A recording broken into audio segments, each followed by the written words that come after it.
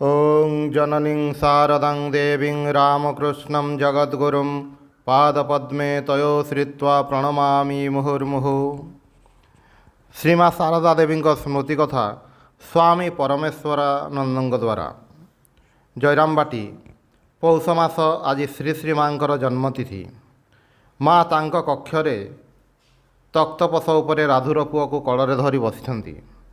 समस्ते माँ का पादपद्म पुष्पचंदन दे पूजा करुछन्ति। मु गोटे मोटा गेंडुमाळ माँ को पिंधाई श्रीचरण में पुष्पांजलि प्रदान करी कहिली, माँ आज आपणक जन्मदिन। अनेकों इच्छा आज आपण को दर्शन और पूजा करेंगे, किंतु यही गाँ दुर्गम होइथिबारु सेमाने आसीबार सुजोग पाउनाहंती। आज यही विशेष दिन में मु समस्तंक पई आपणक आशीर्वाद प्रार्थना करुछि। समस्तंकर मंगल हेउ सही आशीर्वाद करंतु माँ। प्रसन्न होई माँ कहिले, हाँ बाबा, समस्तंकर मंगल पई मु ठाकुरंक पाखरे प्रार्थना करुछि, से समस्तंकर मंगल करंतु। माँ को आदेश अनुसार मु तांक पाखरे ही रहुथिली। ठाकुर पूजा और अन्यान्य कार्य खूब व्यस्त रहिबाकु पडुथिला। दिने मठर केतेजण सन्यासी तपस्या करने जीवे शुणी मु माँ को कहली, सर्वदा एमिति कर्म मध्य रहिबा आउ भल लागुनाही। मु तपस्या करने को जीवी, आपण अनुमति दियंतु। माँ कहिले, एक ही कथा, मोर काम करुछ, ठाकुरंक काम करुछ, यह कौन तपस्या ठारू कम होउछि? हावा गणिबाकु केउ ठाकु जीव? जेतेबेले खूब जीवाकु इच्छा हबो सेतेबेले मासे दी मास केउठु बुली आसिबो। जयरामबाटी म्यालेरिया प्रवण जगह। मझिरे मझिरे ज्वर होउथिबारु माँ को देह अत्यंत असुस्थ होइछि। पूजनीय शरद महाराज को आदेश किछि दिन पई दर्शन आदि बंद रही। एपरि समय बरिशालू जड़े भक्त आसी पहुँचिले। माँ को दर्शन करने तांकर अत्यंत आग्रह, किंतु मु तांको जीवाकु देउनाही। सुतरां आम भितर जुक्तितर्क हेबाकु लागिला। क्रमे गड़माड़ वृद्धि पाई माँ को कर्णगोचर हैला। माँ संपूर्ण अविन्यस्त भाव कबाट पाखरे आसी पहुँचिले। विरक्त होई कहिले, काहेकि तुमे आसिया बंद करुछ? मु कहिली, शरत महाराज निषेध करिसंती। असुस्थ देहरे दीक्षा देले आपणक देह आहुरी खराब हेबो। माँ कहिले, शरत कौन कहिब? आम मानकर तो सेथिपाई ही आसीबा। मु ताकु दीक्षा देवी। भक्तटी को कहिले, आस बाबा, आज तुम्हें खाओ पिओ, काली तुमर दीक्षा हेब।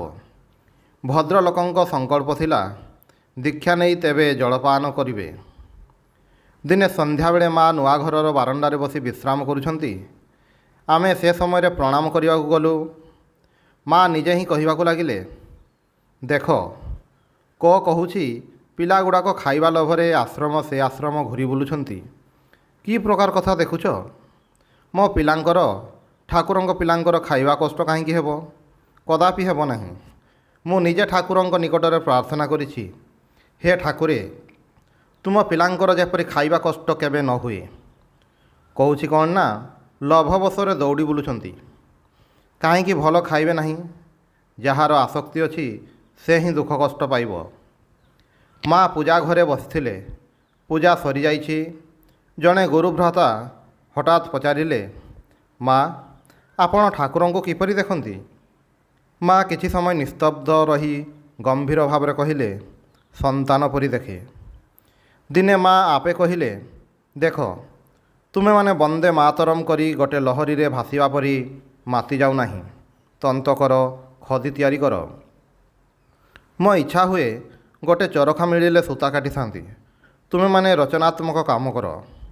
कथा प्रसंग रे दिने माँ को कहिली, माँ आम मानकर मनर जो अवस्था, बेले बेले मन एते चंचल होउछि, सेथिरे भय आसुछि, बुड़ीजीवी कि आउ?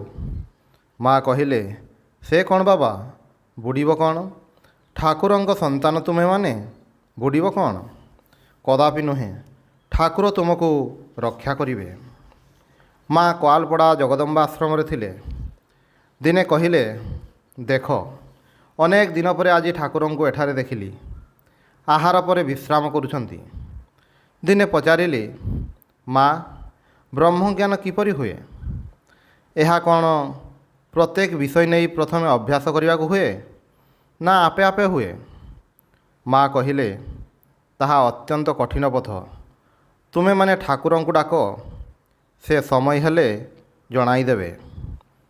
ଓଂ ନିରଞ୍ଜନମ ନିତ୍ୟମନନ୍ତରୂପମ୍ ଭକ୍ତାନୁକମ୍ପାଧୃତବିଗ୍ରହଂ ବୈ ଈଶାବତାରಂ ପରମେଶମିଢ୍ୟଂ ତ୍ୱଂ ରାମକୃଷ୍ଣଂ ଶିରସା ନମାମି।